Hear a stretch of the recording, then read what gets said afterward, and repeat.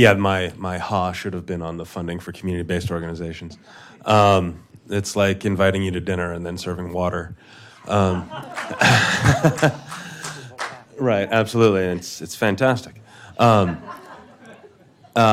have been working on the accountable health community since January of 2016. I took a little break while they were evaluating our application.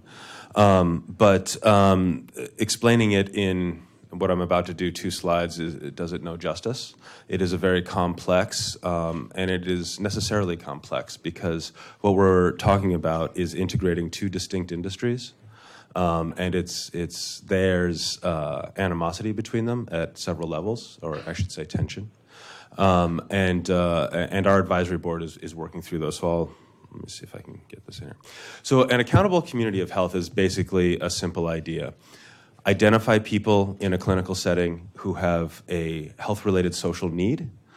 Find out if they have 2 or more emergency department visits in the past year, so identify if they are high utilizers of medical services, and send them to a community-based organization to get connected with a service to address that need.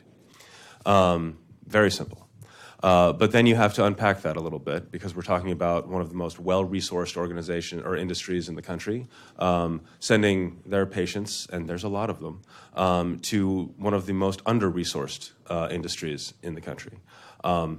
And it's just a bonus that the well-resourced industry gets like financial incentives for doing so. It's great to see. So we work on 5 what are called health-related social needs. But if you're CMS, you get to count 8 as 5. So it's housing stability and quality, which is housing, but addressing housing quality issues, is your house clean, free of pests, no mold, is very different from somebody who's homeless or at risk of homelessness. Working on food security is multifactorial. Utility needs, and then we work on safety issues like interpersonal violence, elder abuse, and child abuse. And finally, transportation. And I will say, I have come to the realization that transportation isn't a need in and of itself. It is a facilitator of needs. This isn't the 1960s. Nobody goes for a drive anymore. You go places. You go to dialysis. You go to the doctor's office. You go to the grocery store for food. And so our primary goal is to integrate and align the screening and referral of Medicare and Medicaid beneficiaries from clinical services to community services. Sounds very easy, but it's really not. And our secondary goal is to reduce total healthcare costs and improve outcomes for community dwelling beneficiaries by addressing unmet health-related social needs by 2022.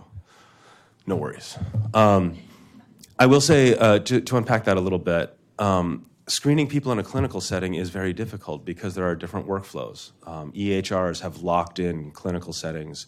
It can take a year to redesign an EHR workflow, which is insane. But I understand why, because of the complexity of the system it's in. And then sending them to a community organization is also very hard.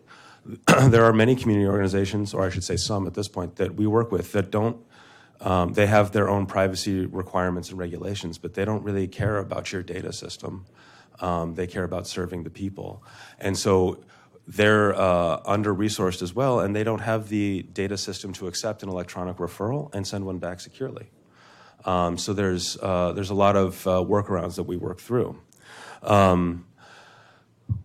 Each year, we have to screen Medicare and Medicaid beneficiaries. It used to be 75,000, but they took that off because that's a big number.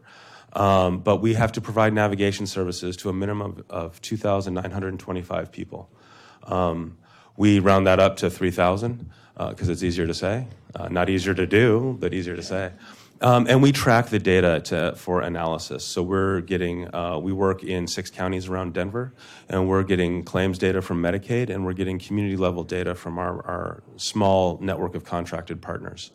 And we're hoping, once we have the data lined up with our operations, there's a 6-month lag in the Medicaid data, we're hoping to work on the analysis, which is harder than one might expect. But the other part we're working on is the integration of clinical and community-based services, and that is the truly hard work. I delight in telling the story now because it has a good resolution. When we first started, May 2017, I was over the moon. I was so excited. And we had our first advisory board meeting, and the clinical provider sat on one side of the table, and the community provider sat on the other side of the table, and they stared at each other, and not in a nice way.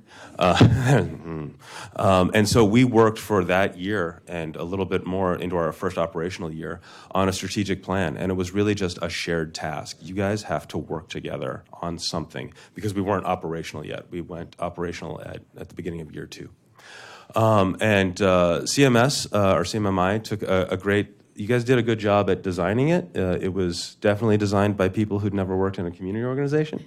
But I appreciate the effort. And I will say, I know community-based services lower costs and improve quality outcomes. They do.